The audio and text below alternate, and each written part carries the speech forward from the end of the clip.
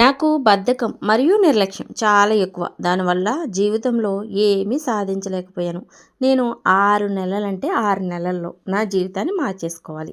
దానికి నేనేం చేస్తే బావుంటదో మీరు చెప్పండి అని మిమ్మల్ని ఎవరైనా సలహా అడిగితే మీరైతే ఏం సలహా ఇస్తారు? నేనైతే 1 మీకంటూ ఒక లక్ష్యాన్ని పెట్టుకోండి. 2 ప్రతిరోజు ఉదయం లేవగానే మీరు పెట్టుకున్న లక్ష్యం కోసం మీరేం చేయాలి ఈ రోజంతా అనే దాని మీద ఒక బుక్లో రాసుకోండి. 3 చివరగా పడుకునే ముందు ఒకసారి మీరు ఉదయం లేవగానే చెయ్యాలి అని రాసుకున్న వాటిలో ఎంతవరకు చేశారో సరిచూసుకోండి.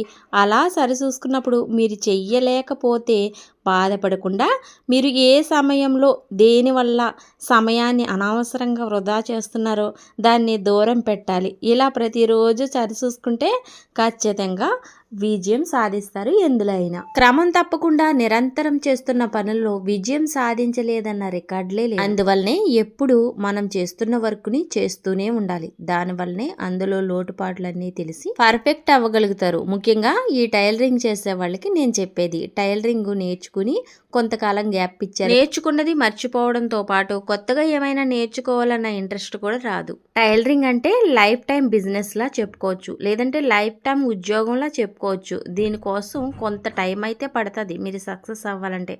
ఆ టైంని మీరు అధిగమిస్తే టైలరింగ్ నేర్చుకున్న వెంటనే మీ బ్లౌజులు అందరికీ కుదిరేయాలని లేదు కదా, చాలా టైం పడుతుంది. ఒక 6 నెలలు అనుకోండి. ఈ 6 నెలల్లో మీరు కుట్టే విధానంలో ఎక్కడ రాంగ్ చేస్తున్నారో తెలుసుకుంటూ ఉండాలి. అలాగే మీ టైం కూడా ఎలా మేనేజ్మెంట్ చేసుకుంటున్నారో కూడా ఒక అవగాహన ఉండాలి. ఇలా కొత్తగా టైలరింగ్ నేర్చుకునేవారు ఒక 6 నెలల టయాన్ని అయితే పెట్టాలండి.